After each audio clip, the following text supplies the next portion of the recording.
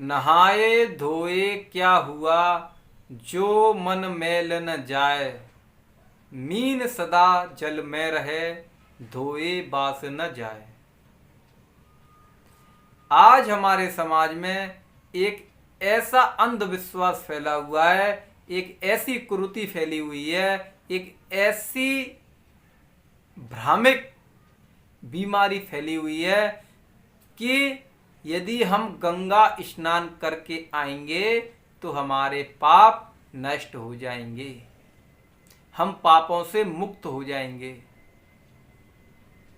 ये एक अत्यंत भयंकर बीमारी हमारे समाज में फैली हुई है, जिस कारण लोगों को पाप करने का श्रेय प्राप्त होता है इस बात से कि गंगा में स्नान करने से पाप कट जाएंगे। इसी बात से लोगों को पाप करने का श्रेय प्राप्त होता है, क्योंकि उन्हें पता है कि गंगा में स्नान करके आएंगे पाप कट जाएंगे, उसके बाद और पाप कर लेंगे।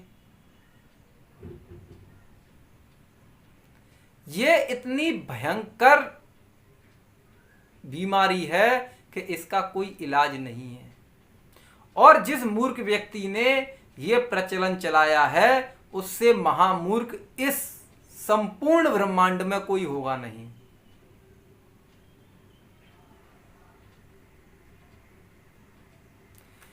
गंगा हिमालय से निकलती है, बहुत ही जड़ी बूटियों को स्पर्श करते हुए उसका जल आता है, ये सत्य बात है। उससे स्नान करने से शरीर के रोग, जो ये शरीर है पंच तत्वों से बना ये शरीर, इसके चाम रोग, चमड़ी के रोग ठीक होते हैं। उसको पीने से ये शरीर के रोग ठीक होते हैं। लेकिन किसी ने कितना गलत प्रचलन कर दिया है कि उसमें नहाने मात्र से हमारे पाप कट जाते हैं। कोई किसी के साथ व्यभिचार करता है, कोई किसी की चोरी करता है, कोई मंदिरों से घंटा चुराता है, और उन सब का एक उपाय है कि आप गंगा जाकर नहा लो, आप एकदम पवित्र। ये हमारे धर्म ग्रंथों में पता नहीं किसने जोड़ दिया। यदि गंगा नहाने से पवित्र हो जाते हैं तो अदालतों को भी अपना रुख बदल देना चाहिए। जितने भी मुजरिम हैं उनको ले जाओ, गंगा में डुबकी लगाकर ले आओ। तो ये हमको और आपको विचार करने की बात है कि गंगा में नहाने मात्र से पाप नहीं कटते हैं। ऐसा कोई माध्यम नहीं है जिससे हमारे पाप कट जाएं। यदि हमने गलत काम किया है तो उसका परिणाम हमें भोगना पड़ेगा। जब इस देह धरने का दंड भगवान राम और भगवान कृष्ण, जिसको आप कहते हैं, उन्होंने भी भोगा, अपने कर्मों का फल उन्होंने भी भोगा, तो आप स्वयं विचारिए कि आप अपने कर्मों से कैसे भाग सकते हो। जब वो एक इतना बड़ा उदाहरण हमारे सामने प्रस्तुत करके गए हैं कि मैं भी अपने कर्मों का दंड भोग रहा हूं, तो आप ये बताइए कि आप कैसे ऐसा कह सकते हो कि गंगा में स्नान करने मात्र से पाप कट जाते हैं। क्या राम के पास गंगा की कमी थी? क्या कृष्ण के पास गंगा की कमी थी? जो व्यक्ति महाभारत जैसे युद्ध को कराकर ले आया, पांडवों को जिताकर ले आया, वो व्यक्ति एक छोटे से शिकारी के हाथों से मारा गया। और उस कथा में ये बताते भी हैं कि कृष्ण, जब वो व्याध शिकारी जो होता है कृष्ण से क्षमा मांगता है, कहता है प्रभु मुझे नहीं पता था कि इस जगह पर आप हो, तो वो उससे कहते हैं कि इसमें तेरा कोई खोट नहीं है, ये तो मेरा ही पूर्व जन्म का प्रारब्ध का कर्म है कि जिसके माध्यम से तेरे हाथों से मेरी मृत्यु सुनिश्चित थी।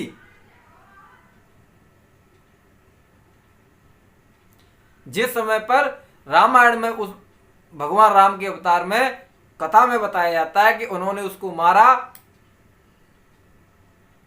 छुपकर, तो उसी तरीके से उसके हाथों से उसकी कृष्ण की हत्या हुई। तो जब वो अपने कर्मों से नहीं छुटकारा पा रहे तो आप कैसे पा सकते हो? आपने कैसे सोच लिया कि गंगा में नहाने मात्र से पाप कट जाएंगे? नहाए धोए क्या हुआ, जो मन मैल न जाए। जब तक आपके अंदर का मैल, आपके अंदर जो कूड़ा कबाड़ भरा हुआ है, जाति पाति का भेद, मलिनता, ऊंच नीच का भाव, छल कपट का भाव, ये सब जब तक आपके अंदर भरा है तो आपके अंदर, आप कितने भी गंगा नहाकर आओ, जब तक ये सब आपके अंदर है आपका उद्धार नहीं हो सकता। नहाए धोए क्या हुआ, जब मन मैल न जाए और मीन सदा जल में रहे, धोए बास न जाए। यदि गंगा स्नान करने से वास्तविकता में उद्धार हो जाता, वास्तविकता में कर्म, हमारे गलत कर्म कट जाते, तो जिन कर्मों की वजह से, जिन पूर्व के कर्मों की वजह से बताते हैं कि 84 लाख योनियां होती हैं जिनसे जीवों को जिससे जीव को गुजरना पड़ता है, तो जो जल में रहने वाले जीव होते हैं वो भी तो उन्हीं योनियों के गिनती में आते हैं। तो जो उस जल में रहने वाले जीव होते हैं, जैसे मछलियां होती हैं, कछुए होते हैं और कई जीव होते हैं, उनका उद्धार क्यों नहीं होता? जब वो गंगा के जल में रहते हैं तो उनका उद्धार क्यों नहीं होता? मछली गंगा के जल में रहती है लेकिन उसका उद्धार नहीं होता। कितने भी दिन मछली को गंगा के जल में रख लो, लेकिन जब आप उसको निकालोगे तो उसके शरीर से बदबू आएगी।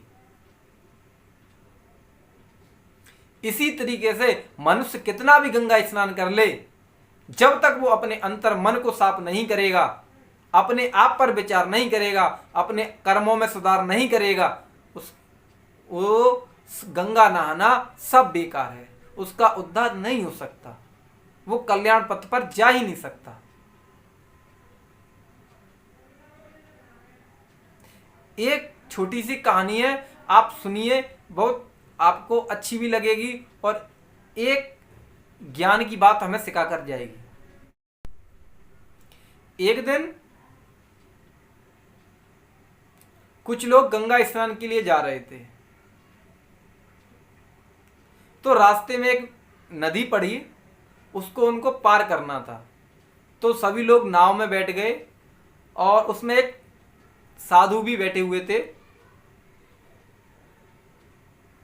तो जब नाव चलने लगी तो कुछ लोगों ने बीड़ी निकाली और उसको पीने लगे।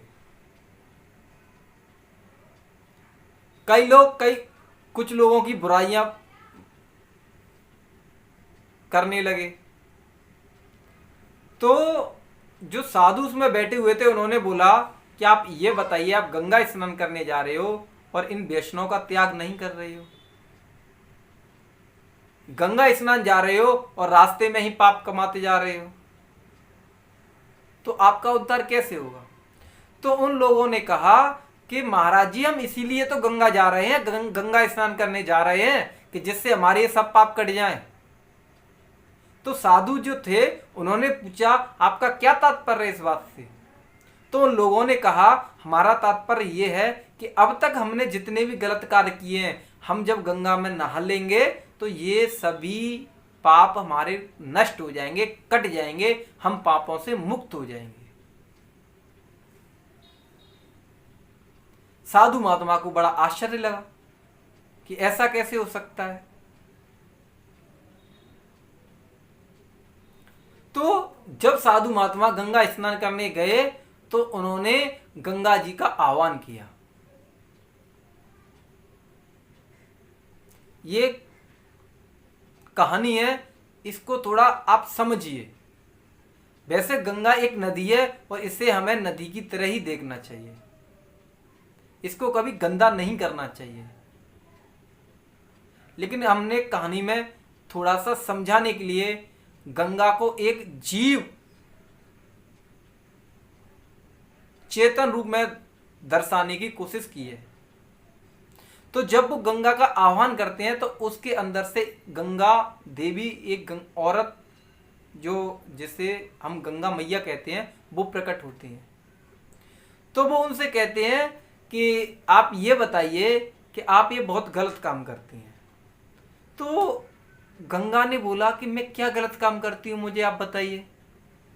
तो उन्होंने बोला आप ये गलत काम करती हैं कि लोग गलत पाप करते हैं और आपके अंदर नहाते हैं और अपने पापों से मुक्त हो जाते हैं। तो गंगा ने बोला कि ऐसा कुछ है नहीं, मैं जो लोग अपने पाप यहाँ पर धो के जाते हैं मैं उनको अपने पास नहीं रखती हूँ। तो जो साधु थे वो बोलते हैं तो आप ये बताइए उन पापों का आप करती क्या हो? कि मैं उन पापों को भाप बना देती हूँ, उन पापों को अपने पास नहीं रखती हूँ, उसका भाप बना देती हूँ। तो जब जो वो साधु महात्मा होते हैं वो सूरज से आह्वान करते कि आप बहुत गलत हो, जो गंगा ने पाप धोए उनको आप भाप बना देते हो, कि मैं बिल्कुल अपने पास नहीं रखता, मैं उस पानी को जब वो भाप बनकर जाता है तो उससे बादल बन जाते हैं और वो बादलों के पास चला जाता है। तो जो साधु महात्मा होते हैं बादलों के पास जाते हैं और बादलों से आह्वान करते हैं, और जब जो बादल का देवता होता है वो प्रकट होता है और वो पूछता है कि बताइए आपने मेरा आह्वान क्यों किया, आपने मुझे क्यों बुलाया? तो साधु महात्मा कहते हैं मैंने आपको इसलिए बुलाया कि आप एक बहुत गलत काम करते हो, नीति विरुद्ध कार्य करते हो। तो बादल बोला, आश्चर्यचकित होकर बादल ने बोला मैं ऐसा क्या काम करता हूं कि आप लोगों के जो लोग पाप करते हैं उसको आप अपने पास रख लेते हो? तो बादल ने कहा महाराज मैं ऐसा बिल्कुल नहीं करता हूं, मैं किसी का पाप अपने पास नहीं रखता हूं। तो साधु ने पूछा कि आप ये बताइए कि आप तो फिर उनका क्या करते हो? कि मैं उस पाप को वर्षा को दे देता हूं। तो साधु महात्मा वर्षा को का भी आह्वान करते हैं, उसे बुलाते हैं कि आप ये बताइए कि आप लोगों के पापों को क्यों रखती हो? तो वो बोलती हैं कि महाराज जी मैं किसी का पाप अपने पास नहीं रखती हूं, जिसका पाप होता है जब मैं बरसती हूं तो उसका पाप उसी के ऊपर छोड़ देती हूं। जो अपने पाप गंगा में धोकर आया मैं उसका पाप उसी के ऊपर छोड़ देती हूं। ये कहानी भी हमें यही निर्देश देती है कि आपका पाप नहीं कट सकता, आपका पाप कभी कट ही नहीं सकता। आपको अपने कर्मों का फल भोगना ही पड़ेगा। ऐसा कोई माध्यम नहीं बना है जिस माध्यम से आप अपने कर्मों से छुटकारा पा लो।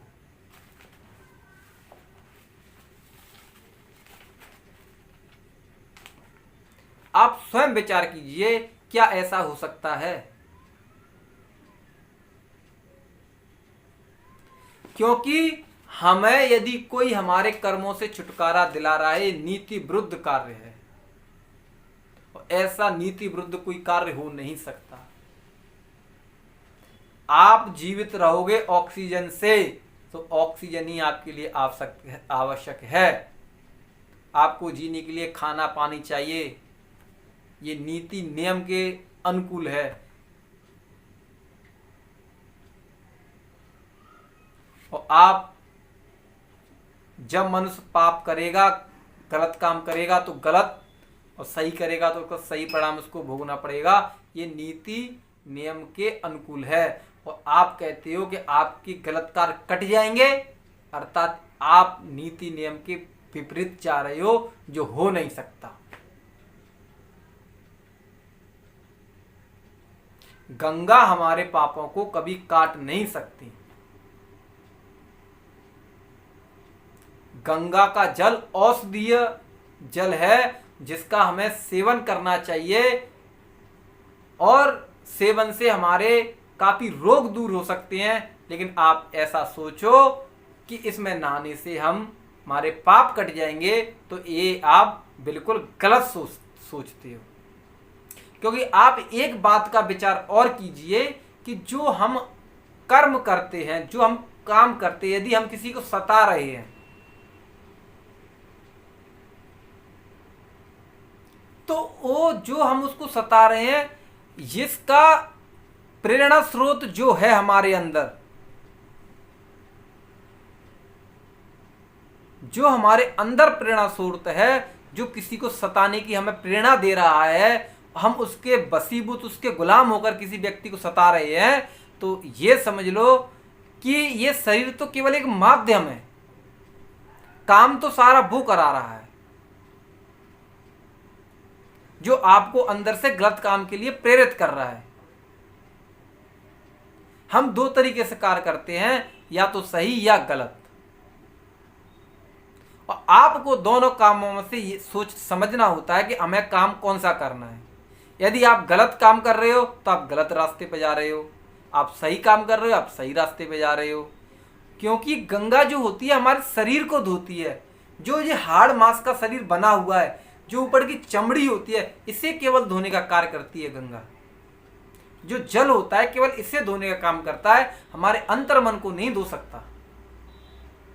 जो हमारे अंतर मन में बैठा है, जो हमने संस्कार पाल के रखे हैं, जो हमारी विचारधाराएं हैं, उसे गंगा नहीं धो सकती।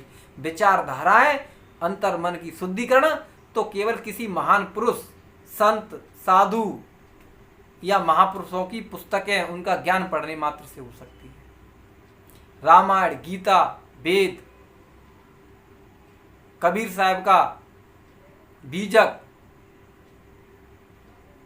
और आदि जो हमारे भारतवर्ष के एक से एक महान संत हुए, एक से एक महान वीर योद्धा हुए, उनके जीवन शैली को पढ़कर हमारा उद्धार हो सकता है। उनकी जीवन शैली को पढ़कर हमारे चित्त, हमारे मन का हमारे चित्त में निर्मलता आ सकती है। और आप कहते हो कि गंगा में नहाने मात्र से पाप कट जाएंगे, तो ये एक गलत प्रचलन हमारे समाज में चला हुआ है। इसको आप समझिए, इसको विचारिए और इससे छुटकारा पाइए। और इस पर आप बहुत बेहतरीन तरीके से विचार कीजिए कि बड़ा ही सुंदर कबीर साहब ने कहा है, नहाए धोए क्या हुआ, जब तक मन मैल न जाए और मीन सदा जल में रहे, धोए वासना जाए। मीन सदा हमेशा जल में रहती है, लेकिन उससे कभी वास नहीं जाती है। इसी तरीके से जब तक हमारे अंदर का कूड़ा कबाड़, ऊंच नीच की दीवारें, भेदभाव, छल कपट इत्यादि जब तक हमारे हृदय में भरा हुआ है, राग द्वेष, मोह माया ममता, ये सभी जब तक हमारे घट में विराजमान है और हम चाहें कि हमारा उद्धार हो जाए, ऐसा कैसे संभव हो सकता है?